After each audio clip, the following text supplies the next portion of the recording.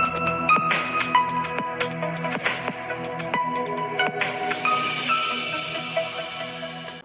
Friends, എല്ലാവർക്കും മറ്റൊരു പുതിയ വീഡിയോയിലേക്ക് സ്വാഗതം. It's me Akhil Satheesh and welcome to Akhil Satheesh world.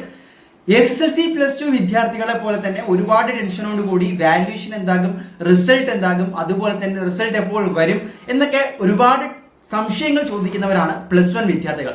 അതുകൊണ്ട് തന്നെ തീർച്ചയായിട്ടും ഈ വീഡിയോ നിങ്ങൾക്ക് ഒരുപാട് ആശ്വാസം നൽകുന്നതാണ്, ചെറിയ ചില തിരിച്ചറിവുകൾ നൽകുന്നതാണ്. നമുക്ക് വീഡിയോയിലേക്ക് കടക്കാം. എന്താണ് +1 വിദ്യാർത്ഥികളെ സംബന്ധിച്ച് SSLC +2 ഒന്നും ഇല്ലാത്തൊരു അഡ്വാൻറ്റേജ്, അതായത് സന്തോഷിക്കാൻ വകയുള്ള ഒരു കാര്യം? സംഗതി സിമ്പിൾ ആണ്.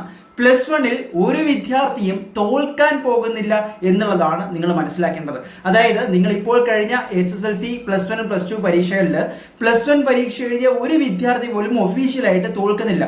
കാരണം SSLC പരീക്ഷ കഴിഞ്ഞാൽ നേരെ അതിന്റെ മാർക്ക് വരും, സർട്ടിഫിക്കറ്റ് വരും, അത് വെച്ചിട്ട് പുതിയ അഡ്മിഷൻ. +2 അതേ അവസ്ഥ തന്നെയാണ് ഡിഗ്രി അഡ്മിഷൻ.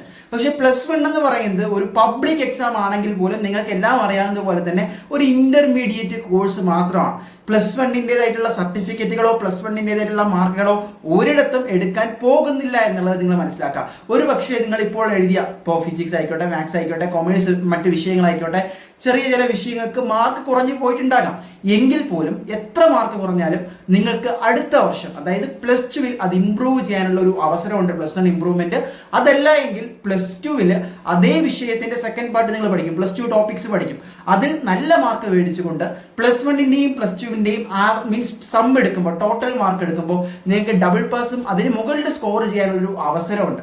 അതുകൊണ്ട് തന്നെ +1 മാർക്ക് മാത്രമായി എടുത്ത് തോറ്റുപോയെന്നോ കുറഞ്ഞു പോയെന്നോ പറഞ്ഞ് ടെൻഷൻ അടിക്കേണ്ട യാതൊരുവിധ കാര്യവുമില്ല നിങ്ങൾ മനസ്സിലാക്കുക. അതായത് +1 ആരും തോൽക്കുന്നില്ല. നിങ്ങൾക്ക് ഇംപ്രൂവ് ചെയ്യാനുള്ള അവസരമുണ്ട്, മുന്നോട്ട് വരാനുള്ള അവസരമുണ്ട്.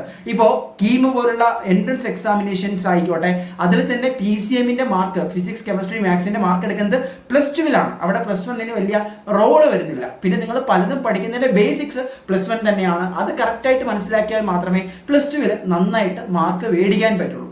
ഇനി അതുപോലെ തന്നെ വളരെ പ്രധാനപ്പെട്ട ഒരു കാര്യം, നിങ്ങളുടെ പ്രാക്ടിക്കൽ ഉൾപ്പെടെ, ഇപ്പോൾ സയൻസ് സബ്ജക്റ്റുകാർക്ക് പ്രാക്ടിക്കൽ ഉൾപ്പെടെ വരുന്നത് +2 അപ്പോൾ അവിടെയും നല്ല മാർക്ക് സ്കോർ ചെയ്യാനുള്ള ഒരു വലിയ ഓപ്പർച്യൂണിറ്റിയാണ്. +1 മാർക്ക് കുറഞ്ഞു പോയി എന്ന് കരുതി ഫിസിക്സ്, കെമിസ്ട്രി, മാത്സ് പ്രാക്ടിക്കലിലൊക്കെ നല്ല സ്കോർ മേടിച്ചു കഴിഞ്ഞാൽ അതൊക്കെ ആഡായിട്ടാണ് ഫൈനൽ സ്കോർ വരുന്നത്. അതുപോലെ തന്നെ ഗ്രേസ് മാർക്കാണ്. +1 സെപ്പറേറ്റ് ഗ്രേസ് മാർക്ക് ഉള്ളത് വളരെ കുറച്ച് പേർക്ക് മാത്രമാണ്. ഇപ്പോൾ കലോത്സവം, മറ്റു വലിയ കോമ്പറ്റീഷൻസ് ഒക്കെ പോയി.